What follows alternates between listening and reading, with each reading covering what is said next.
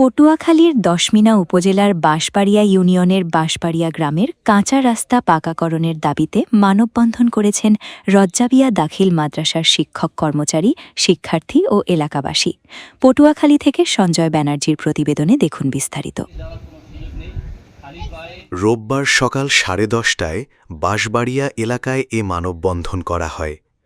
মানববন্ধনে বক্তব্য রাখেন রজ্জাবিয়া দাখিল মাদ্রাসার সহকারী সুপার মাওলানা নজরুল ইসলাম, সিনিয়র শিক্ষক মাহবুব, ইংরেজি শিক্ষক আনিচুর রহমান, মাওলানা ওবায়দুল, এলাকাবাসী মোহাম্মদ মফিজুর রহমান ও মোহাম্মদ বশার ফরাজি সহ আরও অনেকে।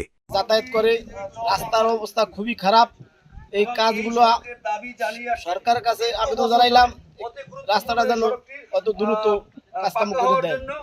আমাদের বিভিন্ন কালা ইউনিয়ন থেকে 10 মিনিট বাঁশবাড়ি ইউনিয়নে উঠতে ভীষণ সমস্যা এবং মাদ্রাসার ছাত্র ছাত্রী লইয়া আমরা জনগণ এইদের পেয়ে দুঃখিত।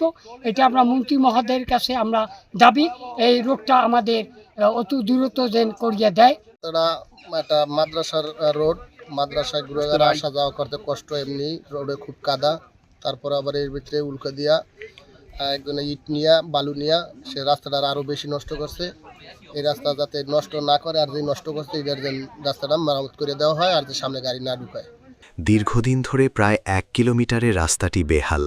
মাদ্রাসার শিক্ষার্থী সহ পথচারীদের চলাফেরায় অনেক অসুবিধা হয়। এই কাদা পারে যে এখন তো কমিস আমাকে বৃষ্টি আর যেগুলো বৃষ্টি আসে সেগুলো আমাকে এই রাস্তায় পাওয়াই রাখা যায় না। আমাকে অনেক কষ্ট হয় এই রাস্তা দিয়ে যাতায়াত করতে। আমাকে দাবি যে আমাকে এই রাস্তাটা দিতে হইব। এই জায়গা দিয়ে আসতে কষ্ট হয়, এই রাস্তায় কাদা, আমাদের জামা কাপড়ে কাদা মাঠে যায়, আমরা ব্যাগ মনে করেন সবকিছু মাঠে যায়, বই খাতা ভিজে যায়। বৃষ্টির কালে মনে করেন ছাতে আনলে পাশা মাছা খাওয়া পরেই আমাকে। রাস্তাটি পাকা হলে শিক্ষার্থী সহ জনসাধারণের ভোগান্তি লাঘব হবে। সামান্য বৃষ্টি হলেই এ রাস্তা দিয়ে যানবাহন চলাচল তো দূরের কথা, পায়ে হেঁটে যেতেও অসুবিধা হয়। পর্যন্ত রজ্জাবিয়া মাদ্রাসা এবং ওই 10 মিনিট টু কালাইয়া এই রাস্তাটা দীর্ঘদিন পর্যন্ত অবহেলিত। এই সড়কে অনেক লোক যাতায়াত করে এবং এই সড়কটা যথাশীঘ্র পাকা তার জন্য কাজ করছেন এবং তিনি এই উন্নয়নের যেই এই অজপাড়াগয়ের যে রাস্তাঘাটগুলো আছে তিনি আবেদন নিচ্ছেন। আমরা চাচ্ছি যে তার মাধ্যমে আমাদের এই কাঁচা রোডটি যেন সমাধান পাই।